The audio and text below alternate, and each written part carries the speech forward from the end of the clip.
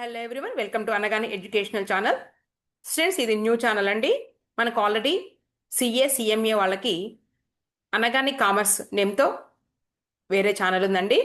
నేను last year intermediate videos కూడా commerce intermediate వాళ్ళకి ప్రీవియస్ ఇయర్స్ అంటే ఏవేవి ఇయర్స్లో ఎలా ఇచ్చారు ఇంపార్టెంట్ క్వశ్చన్స్ లిస్ట్ అనే దాన్ని నేను లాస్ట్ ఇయర్ అయితే ఇదే ఛానల్లో, ఇది అనగాని కామర్స్ ఛానల్ అప్లోడ్ చేశానండి. అయితే ఇప్పుడు మనం సెపరేట్ చేసుకుంటూ ఒక కొత్త ఛానల్ అయితే స్టార్ట్ చేశాము, అనగాని ఎడ్యుకేషనల్ ఛానల్. దీంట్లో ఇంటర్మీడియట్ కామర్స్ అంటే థియరీ క్వశ్చన్స్ ఇంపార్టెంట్వి, అలాగే అకౌంట్ సెక్షన్ నుంచి ఏపీ టిఎస్ ఇద్దరికి కూడా నేను అప్లోడ్ చేస్తానండి. నెక్స్ట్ దీని తర్వాత బీకామ్ బీబీఏ వాళ్ళకి కూడా పనికొచ్చే విధంగా మనం అప్లోడ్ చేద్దాం. ఓకే స్టూడెంట్స్, అయితే ఒక స్టూడెంట్ అడిగారనమాట, కన్సైన్మెంట్ చాప్టర్లో అన్సోల్డ్ స్టాక్ ఉంది మేడం, 6th ప్రాబ్లం అప్లోడ్ చేయండి అని అడిగారు. ఇప్పుడు మనం ఆ ప్రాబ్లం తీసుకుందామండి. స్క్రీన్ షేర్ చేద్దాము. ఓకే, ఇదిగోండి 6th ప్రాబ్లం, కన్సైన్మెంట్ చాప్టర్. దీంట్లో అన్సోల్డ్ స్టాక్ అడిగారండి. ఒకసారి ప్రాబ్లం మొత్తం చదువుదాము. చదివే ముందు అసలు ఏం అడిగారనేది చూసుకోవాలి, మీరు ఎగ్జామ్లో కూడా అంతే. ఇదిగోండి, give ledger accounts in the books of Lakshmi. Lakshmi బుక్స్లో లెడ్జర్ అకౌంట్స్ ప్రిపేర్ చేయమని అడుగుతున్నారు అనమాట. ఇదిగోండి, లక్ష్మి ఎవరిక్కడ చూద్దాం. Lakshmi of Vijayawada consigned goods worth ₹20,000. Lakshmi of Vijayawada consigned, ఎవరైతే గూడ్స్ పంపిస్తున్నారో అతను కన్సైనర్, ఆమె కన్సైనర్, అవునా? The person who sends goods is called consignor. ఇక్కడ కన్సైనర్ ఎవరండి? లక్ష్మి. ఒక నిమిషం, రైట్, లక్ష్మి కన్సైనర్. ఇక్కడ అడిగింది కూడా give ledger accounts in the books of Lakshmi అంటే లక్ష్మి అనేవాళ్ళు ఎవరు? కన్సైనర్. ఇది ఫస్ట్ పాయింట్. ఈమె బుక్స్లో వచ్చేటటువంటి అకౌంట్స్ ఏంటండి? మెయిన్గా ఫస్ట్ అకౌంట్ వచ్చేటప్పటికి కన్సైన్మెంట్ అకౌంట్. కన్సైన్మెంట్ అకౌంట్ వేస్తాము, అవునా? ఏం తెలుసుకుంటామండి కన్సైన్మెంట్ అకౌంట్లో? Profit or loss. Profit or loss ascertain చేయడానికి మనం కన్సైన్మెంట్ అకౌంట్ వేస్తాము. నెక్స్ట్ అకౌంట్ పేరు ఏంటండి? లక్ష్మీ బుక్స్లో in the books of Lakshmi.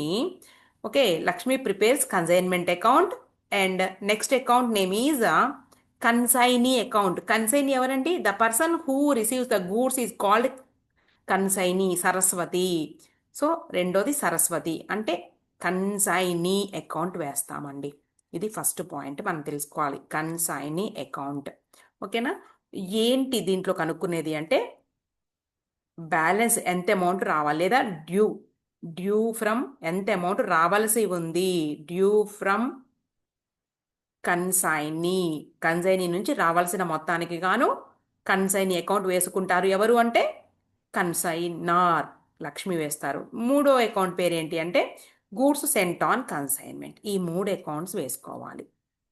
Goods sent on consignment account, ఇది ఫస్ట్ మనం తెలుసుకోవాలి. ఇది ఎందుకు అంటే గూడ్స్ ఏవైతే ఉన్నాయో వాటిని ట్రాన్స్ఫర్ చేయడానికి, ట్రేడింగ్ అకౌంట్కి లేదా పర్చేజెస్ అకౌంట్కి ట్రాన్స్ఫర్ చేసే అకౌంట్ అనమాట. క్లియరా? సరే, ఈ సమ్లో ఏం జరిగిందో చూద్దామండి. గూడ్స్ టోటల్ వాల్యూ ₹20,000 రౌండప్ చేస్తున్నాను, right? Consignor name Lakshmi, consignee name Saraswati. Next Lakshmi expenses చేసిందంటండి ₹1,000, అలాగే ₹500, రైట్? ఇంతవరకు ఒక పాయింట్. అంటే సెకండ్ పాయింట్కి వచ్చేసాం. ఫస్ట్ ఏమో goods sent on consignment, second ఏంటి? ఆ ₹20,000 గూడ్స్ మీద కన్సైనార్ చేసినటువంటి expenses incurred by the consignor. క్లియరా? నెక్స్ట్ సరస్వతి సెంట్ ₹5,000 యాజ్ అడ్వాన్స్గా ₹5,000 సరస్వతి కన్సైనీ పంపించారు. Next after 2 months Lakshmi received the account sales as follows. Lakshmi receive చేసుకుందండి account sales. Account sales is a periodic statement.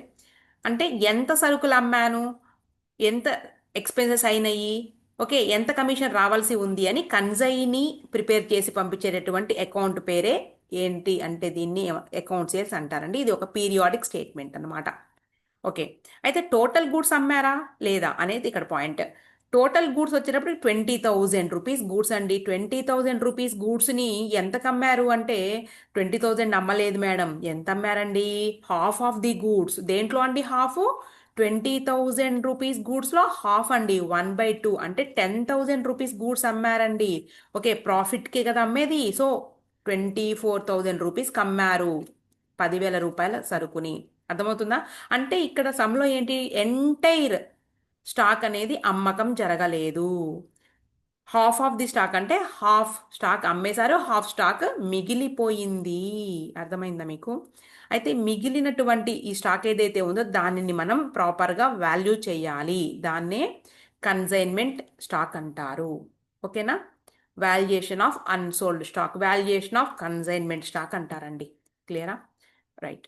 Next selling expenses, తర్వాత 10% commission. ఇవి తెలిసిందే మనకి. ఇక్కడ మీకు ఒక విషయం చెప్పాలి నేను. ఇక్కడికి వచ్చేసేయండి. ఇక్కడ మనం ఒకసారి చూడండి, అకౌంట్ వేస్తాం కదండి, సమ్ పక్కన పెట్టేసేయండి. ఫస్ట్ ఒక విషయం అర్థం చేసుకోవాలి మీరు. ఇంతకు ముందు వరకు చేసిన 5 ప్రాబ్లమ్స్కి దీనికి డిఫరెన్స్ ఏంటంటే, అంతకు ముందు ఉన్న problems entire stock is sold by the consignee. మొత్తం సరుకు కన్సైనీ అమ్మేశారు. ఇక్కడ మొత్తం సరుకు అమ్మలేదండి, హాఫ్ ఆఫ్ ది గూడ్సే అమ్మారు. రిమైనింగ్ స్టాక్ అనేది మిగిలిపోయింది. ఓకేనా? రైట్. ఒక్కసారి చూద్దాం. ఇక్కడ మనం హెడ్డింగ్ రాస్తాం ఏమని, in the books of Lakshmi, in the books of Lakshmi, Lakshmi consignment account. Okay, ఇక్కడ డెబిట్లు క్రెడిట్లు అన్నీ రాసుకోండి, నేను మర్చిపోయినా కానీ. ఫస్ట్ ఏం రాస్తున్నారండి మీరు? చాలా సింపుల్గా చెప్తాను నేను. To goods sent on consignment రాసేసేయండి. ఎందుకు ఇదంతా? టోటల్ గూడ్స్ 20,000 రాసేసాం madam. Next expenses incurred by the consignor. ఇదిగోండి, లక్ష్మి చేతిలో నుంచి డబ్బులు వెళ్ళిపోయినాయి, లక్ష్మి దగ్గర నుంచి పాకెట్లో నుంచి అమౌంట్ వెళ్ళిపోయింది. So cash or bank account రాసుకోండి. ఇప్పుడు బ్యాంక్ ట్రాన్సాక్షన్స్ ఎక్కువ జరుగుతున్నాయి కాబట్టి నేను బ్యాంక్ అని కూడా రాశాను. మొత్తం 1,500 రూపీస్ అండి. క్లియరా? నెక్స్ట్ ఈ లక్ష్మి రాసుకుంటుంది ఏమని, కన్సైనీ కూడా ఖర్చులు పెట్టారు అని. సో సరస్వతి అంటే, సరస్వతి ఖర్చులు పెట్టినా కూడా ultimately borne by the consignor. లక్ష్మీనే, లాస్ట్కి లక్ష్మీనే భరించాలి కాబట్టి ఈ లక్ష్మి వేసేటటువంటి అకౌంట్ కన్సైనర్ అకౌంట్లో రాసుకుంటుంది. ప్రాఫిట్ ఆర్ లాస్ మీద ఇంపాక్ట్ చూపిస్తాయండి టోటల్ ఎక్స్పెన్సెస్. ఎవరైనా సరే ఇంకర్ చేయని, ఓనర్ లక్ష్మి కాబట్టి. సో మనం ఆల్రెడీ చదివామండి సమ్లో ఎన్ని ఎక్స్పెన్సెస్ అంటే 1,200 రూపీస్ ఎక్స్పెన్సెస్. ఇదిగోండి చూసుకోండి కావాలంటే, మనకు సమ్లో ఇక్కడ ఉన్నాయి. ఇదిగోండి సెల్లింగ్ ఎక్స్పెన్సెస్ 1,200 రూపాయలు. రైట్, అయిపోయిందండి. Next commission. కమిషన్ రాసే ముందు అసలు సేల్ చేయాలి కదండి, బై. సేల్స్కి కూడా ఇదిగోండి ఎవరి దగ్గర ఉన్నాయి అమౌంట్? సరస్వతి దగ్గర ఉన్నాయి. సరస్వతి నుంచి మనకి అమౌంట్ రావాల్సి ఉంది, అందుకని సేల్స్ రాసుకోండి కావాలంటే బ్రాకెట్లో. ఎంతండి? 24,000 రూపీస్. ఇక్కడ ఒక్క నిమిషం ఆగుదామండి మనం. ఆగే ముందు కమిషన్ కూడా నోట్ చేసేస్తున్నాను. కమిషన్ కూడా ఏం రాస్తాం మనం? సరస్వతి అకౌంట్. కావాలంటే మీకు క్లియర్గా ఉండడానికి ఇవేమో ఎక్స్పెన్సెస్, ఇదేమో కమిషన్ అని రాసుకోవచ్చు.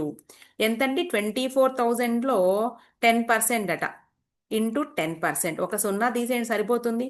సో 2,400 రూపీస్ రాసేసానండి. ఇక్కడ వరకు అయిపోయింది. అయితే జనరల్గా అయితే నువ్వు ఇక్కడ సమ్ అయిపోయిందండి, ఇక మొత్తం ప్రాఫిట్ ఆర్ లాస్ అసర్టైన్ చేస్తావు. ఆగాలి ఇక్కడ చేయడానికి, లేదు అలా. ఎందుకు అంటే ఒక్కసారి చూడండి, మనం మ్యాచింగ్ కాన్సెప్ట్ అప్లై చేస్తున్నాం. మ్యాచింగ్ కాన్సెప్ట్ అంటే ఏంటి? ఎంత గూడ్స్ అయితే అమ్మారో అంత గూడ్స్కి సమానంగా ఇక్కడ లెక్క రావాలి. సమానంగా వచ్చిందా? మొత్తం గూడ్స్, టోటల్ గూడ్స్ 20,000 అయితే ఇది ఎంత గూడ్స్ అండి? ఈ 24,000 రూపీస్కి అమ్మింది ఎంత గూడ్స్ని? హాఫ్వే కదా, half of the total goods. Total గూడ్స్లో సగమే అమ్మారండి. అంటే 10,000 రూపాయల సరుకుని మాత్రమే 24,000 రూపాయలకి అమ్మారు. అర్థమవుతుందా? మ్యాచింగ్ కాన్సెప్ట్ అంటే ఏంటి? మనకి correct profit or loss ascertain చేయాలంటే మ్యాచ్ అవ్వాలి. ఇక్కడ ఎంతైతే గుడ్స్ పంపించారో దానికి సమానంగా ఇక్కడ మ్యాచ్ అవ్వాలి. మరి అవ్వలేదు అంటే మరి ఏమి రికగ్నైజ్ చేయాలి నువ్వు?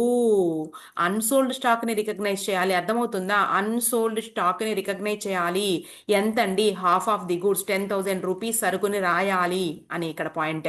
అయితే ఇక్కడ అన్సోల్డ్ స్టాక్ అన్నమాకండి, ఇది స్పెషల్ ట్రాన్సాక్షన్ కన్సైన్మెంట్ అనేది. దాని ఎదురుగా కన్సైన్మెంట్ స్టాక్ అని చేర్చండి. కన్సైన్మెంట్ స్టాక్ అకౌంట్ అంటే అర్థం ఏంటంటే మిగిలిన సరుకు.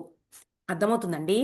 మ్యాచింగ్ కాన్సెప్ట్ ఏం చెప్తుంది అంటే, ఇదిగోండి ఇక్కడ మనకి 20,000 రూపీస్కి మొత్తం సరుకుకి సమానముగా ఇక్కడ మనం లెక్క రాస్తేనే నీకేమవుతుంది అంటే correct profit or loss asset అవుతుంది. నువ్వు దాన్ని ఇగ్నోర్ చేసేసి 24,000లో నుంచి ఇవన్నీ తీసేస్తానంటే ఎట్ట కుదురుతుంది? ఇదేమో పంపిందేమో మొత్తం సరుకు, అమ్మిందేమో సగం సరుకే కదా. ఇక మిగిలిన సగం సరుకు నువ్వు ఇక్కడ ఎంటర్ చెయ్యవా? చెయ్యాలి కదా, రాయాలి కదండి. దాన్ని ప్రాపర్గా వాల్యూ చేయాలి సగం సరుకుని. ఇది మ్యాటర్. మీరు అంటారు మేడం ఏముందండి, కొంతమంది డౌట్ వస్తుంది, సగం సరుకు అంటే 24,000లో 12,000 వేస్తారు. నో, తప్పు. అసలు నువ్వు అమ్మింది 24,000కి, నీకు ఇది అనవసరము, ఇది అనవసరము. మనం పంపిన సరుకులో సగము అమ్మారు. పంపిన సరుకు ఎంతైతే కన్సైనర్ పంపించాడో దానిలో సగం సరుకు అమ్మారు అంటే మీరు అంటారు ఏముంది మేడం సగం సరుకు అమ్మేస్తే మిగిలింది 10,000 ఇక్కడ రాసేస్తా అంటారు. రాయకూడదు, తప్పు. ఎందుకు తప్పంటే చెప్తా. పంపించేటప్పుడు కన్సైనర్ దగ్గర ఉన్నప్పుడు ఆ సగము సరుకు యొక్క వాల్యూ 10,000.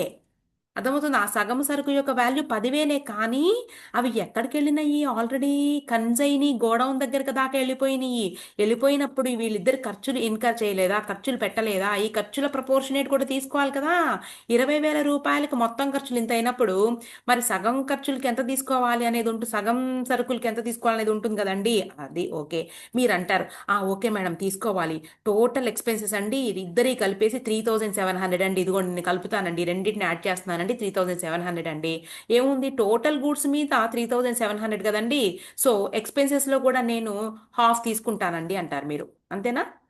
హాఫ్ గుడ్స్ పెట్టే ఖర్చు హాఫే కదా, ప్రపోర్షనేట్ తీసుకోవాలి. హాఫ్ తీసుకుంటాను అంటారు. బాగానే ఉంది. అయితే ఇక్కడ ఒక విషయం అండి, ఇంకొక విషయం ఉంది ఏంటంటే ఎప్పుడైనా సరే మనం కన్సైనార్ మ్యాటర్లోనేమో ఇదిగోండి expenses incurred by the consignor 1,500 rupees. Okay. Total expenses ఏవైతే కన్సైనార్ ఇంకర్ చేస్తాడో అవన్నిటినీ కూడా మనం తీసుకోవచ్చు. అన్నిటినీ అంటే అన్నిటిని అని కాదు, అక్కడ ప్రపోర్షనేట్ ఎక్స్పెన్సెస్ని తీసుకోవచ్చు. అంటే ఈ 1,500 రూపాయలలో ఎంతవరకు తీసుకోవాలో అంతవరకు తీసుకోవచ్చు. అయితే కన్సైనీ విషయంలో ఒక్కసారి ఆగి మనల్ని అంటారు కదండి చూసుకున్నటువంటి రోడ్డు మీద అన్నట్టు, అలాగే ఇక్కడ కూడా 1,200 రూపాయలు తీసుకోవాలా తీసుకోకూడదా అనేది ఒక క్వశ్చన్ అనమాట. కన్సైనర్ మ్యాటర్లోనేమో టోటల్ ఎక్స్పెన్సెస్ అన్నిటినీ కూడా, అన్నిటినీ అంటే ఇక్కడ ప్రపోర్షనేట్ ఎక్స్పెన్సెస్ తీసుకుంటాం. ఉన్నటువంటి ఎక్స్పెన్సెస్ అన్నిటిలో కూడా ప్రపోర్షనేట్గా చూసుకుని తీసుకుంటాం. కానీ కన్సైనీ విషయంలో అన్ని ఎక్స్పెన్సెస్ తీసుకోవడానికి వీలు లేదు. అర్థమవుతుందండి. దీన్నే ఏమంటారంటే ఇక్కడ ఎక్స్పెన్సెస్ని కూడా డివైడ్ చేస్తున్నారండి. ఇదిగోండి ఎక్స్పెన్సెస్ని కూడా ఎక్స్పెన్సెస్ బై కన్సైనీ పెట్టిన ఎక్స్పెన్సెస్ని కూడా డివైడ్ చేస్తున్నారు. ఒకటి ఏంటంటే రికరింగ్ నేచర్, నాన్ రికరింగ్.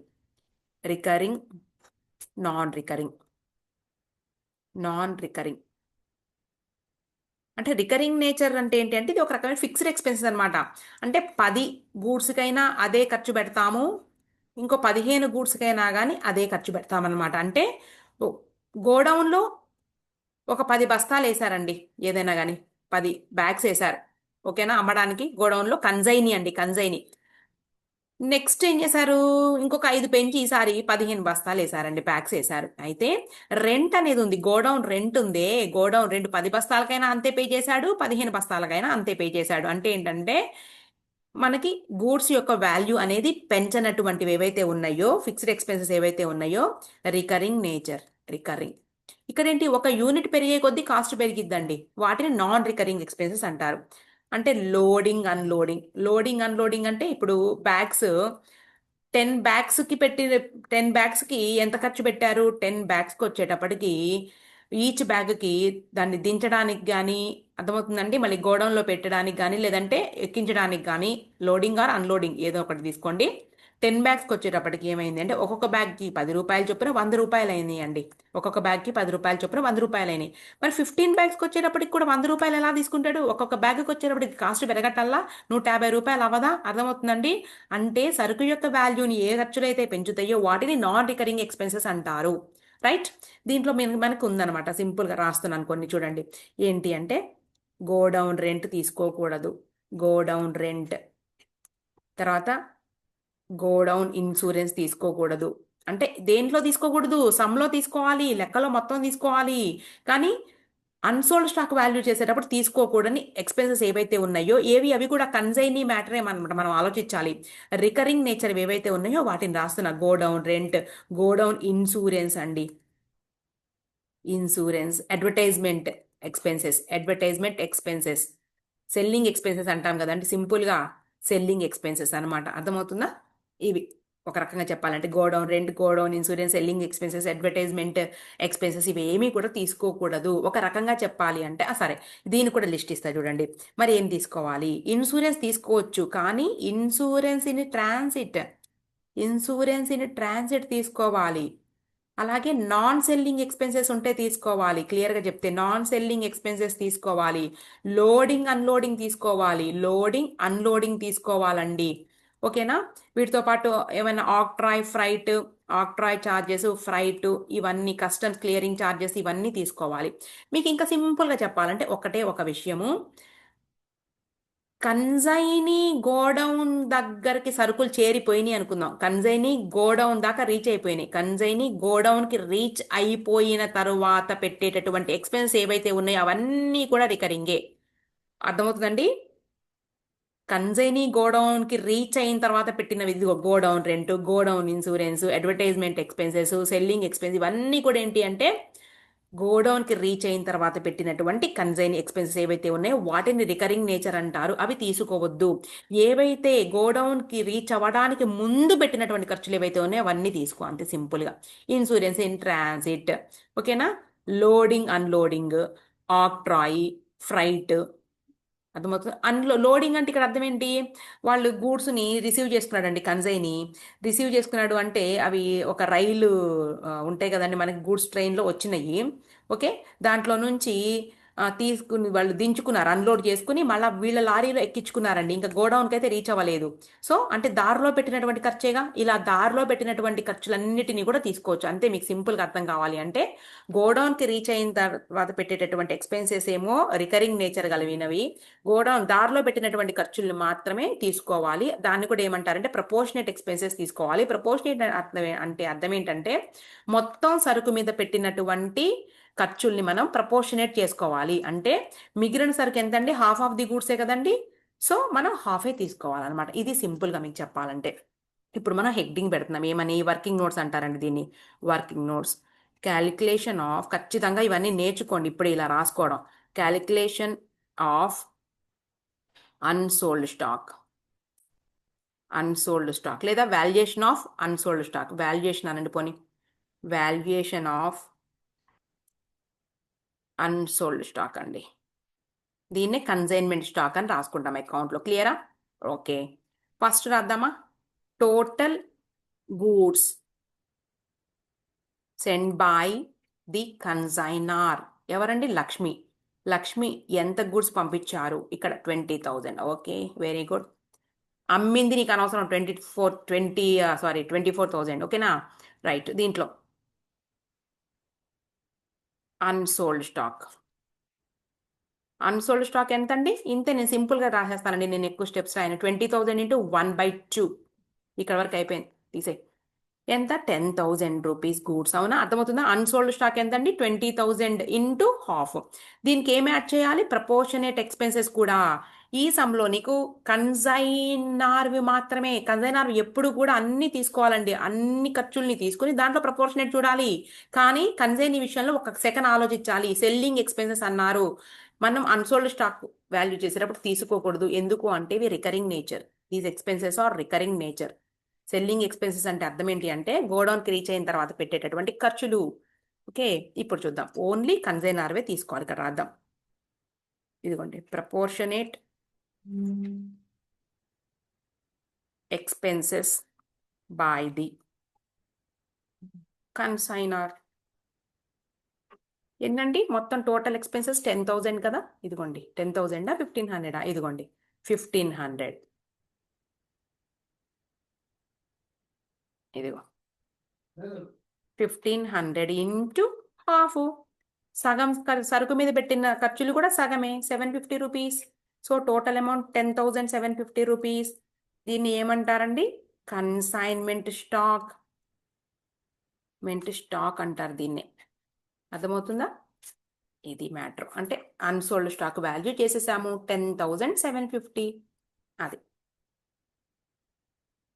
అయిపోయిందండి. ఇది మ్యాచింగ్ కాన్సెప్ట్ ప్రకారంగా మనం కరెక్ట్ ప్రాఫిట్ రావాలి అంటే మిగిలిన సరుకు కూడా చూపించాలి. అంటే ఒక హాఫ్ ఏమో సేల్ చేసాము, ఒక హాఫ్ ఏమో మిగిలిపోయింది. ఇది టోటల్ అమౌంట్ చేద్దామండి. మన క్రెడిట్ అమౌంట్ ఎక్కువ ఉంది, 750 రూపీస్, 4 3 34,750. ఇక్కడికి 34,750 లెస్ చేద్దామండి. ఇదిగోండి 0, మళ్ళీ 5 5 7 4 11 11 అంటే 6 1 1 అంటే 2 3 4 5 5 9,650 వచ్చింది. ఒకసారి చెక్ చేసుకుందాం. 0 5 7 ఓకే 6 ఇక్కడికి 0 కదా, 7 11 17 1 3 5 9 4 1 3 right. 9,650 rupees to P&L account, profit and loss account. Profit and loss account అయిపోయిందండి. నెక్స్ట్ అకౌంట్ వేసేద్దాం మనం. పైన అకౌంట్స్ అన్నీ కూడా మనం రివర్స్ చేసేసుకుంటాం కదా, తెలుసుగా మనకి డబుల్ ఎంట్రీ కాన్సెప్ట్ ప్రకారంగా ప్రతి డెబిట్కి ఒక క్రెడిట్ ఉంటుంది, అలాగే క్రెడిట్కి డెబిట్ ఉంటుంది. సో అక్కడ డెబిట్ చేసుకున్నది ఇక్కడ క్రెడిట్, క్రెడిట్ చేసుకున్నది డెబిట్. అయితే ఒక పాయింట్ ఎక్స్ట్రా వచ్చేది ఏంటి అంటే అడ్వాన్స్. అడ్వాన్స్ అనేది ఓన్లీ మనకి కన్సైన్మెంట్ అకౌంట్లో రాదండి. అడ్వాన్స్ లాస్ట్కి మినహాయించుకుంటారు కాబట్టి అది ప్రాఫిట్ మీద ప్రభావం చూపించదు. So in the books of Lakshmi ఎవరి అకౌంట్ అండి ఇది? సరస్వతి. నేను ఊర్ల పేర్లు రాయట్లేదండి, మీరు చేర్చుకోండి ఊర్ల పేర్లు కూడా. సరస్వతి అకౌంట్. ముందు అడ్వాన్స్ రాద్దాము, బిల్లే కదండి, బిల్స్ రిసీవబుల్ అకౌంట్.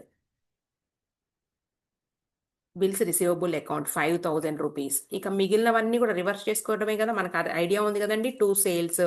ఏ అకౌంట్ నుంచి తెచ్చారు మీరు? దాని పైన అకౌంట్ పేరు ఏంటండి? Consignment account. సేల్స్ అండి 24,000 రూపీస్. అవునా? తర్వాత expenses incurred by the consignee. So consignment account expenses వచ్చేటప్పటికి నాకు గుర్తున్నాయి, నేను రాసేస్తా. 1,200 రూపీస్. 100 సార్లు చూసుకోవసరం లేదు లెక్క, ఒక్కసారి స్కాన్ చేయాలి. తర్వాత నెక్స్ట్ కమిషన్కి కన్సైన్మెంట్ ఇక్కడ రాసుకునేది ఓన్లీ సరస్వతికి సంబంధించినవి మాత్రమే లక్ష్మి గారు రాసుకుంటున్నారనమాట. కన్సైన్మెంట్ అకౌంట్ కమిషన్ వచ్చేటప్పటికి ఇదిగోండి 24,000లో చూసాం ఆల్రెడీ. 10% అంటే ఒక 0 ఎగరు కొడతామే, తీసేయడమే. అయిపోయినాయి అండి టోటల్ 24,000. అంటే సేల్ అమౌంట్ 24,000 వస్తే దాంట్లో నుంచి ఈ మూడింటిని మినహాయించేసుకుంటున్నారు వాళ్ళు. ఇదిగోండి 0, ఈ పైన లెస్ చేసి నేను డైరెక్ట్గా లెస్ చేసేస్తున్నానండి. 6 4 ఓకే 1 6 7 9 9 5 1 మిగిలింది 15,400. బాయ్. ఏమన్నారండి? బ్యాంక్ డ్రాఫ్ట్ పంపించారన్నారా మిగిలిన డబ్బులకి కన్సైని? ఏమి చెప్పలేదా? బ్యాలెన్స్ డ్యూకి ఏమైనా చెప్పారా? బ్యాంక్ డ్రాఫ్ట్ ఏం చెప్పలేదు. Okay 10% half of the goods after 2 months Lakshmi received the account sales as follows అన్నారు కదా. ఓకే ఏం చెప్పలేదు మనకి. క్యాష్ ఆర్ బ్యాంక్ రాసేసుకోండి. బ్యాంక్ అకౌంట్ అమౌంట్ డ్యూ అన్నారు కదా, మనకి ఏం చెప్పలేదు. Balance carry down brought down రాసుకోవాలా, ఏమని రాయాలనేది ఏం లేదు ఇక్కడ. ఓకేనా? పైన ఏమన్నా చెప్పారా? Commission and bank draft for the balance అన్నారు. ఇక్కడ ఏం చెప్పలేదు ఎక్కడా కూడా, మనం ఎలా క్లియర్ అయింది అనేది అమౌంట్ కదా, ఎక్కడా లేదు. ఓకేనా? So balance carry down brought down చేసుకోవడమే. అదే ఏమని చెప్పుంటే కనుక బ్యాంక్ క్యాష్ ఏదైనా రాసుకునేవాళ్ళం. ఇదే ఆన్సర్. ఓకేనా? థర్డ్ వన్ తెలిసిందే కదండి, నేను థర్డ్ వన్ ఏం చేయట్లేదు. Goods and on consignment already అది సింపులే కదా. ఇదండి ప్రాబ్లం, లెంగ్త్ అయిపోతుంది వీడియో. ఓకే.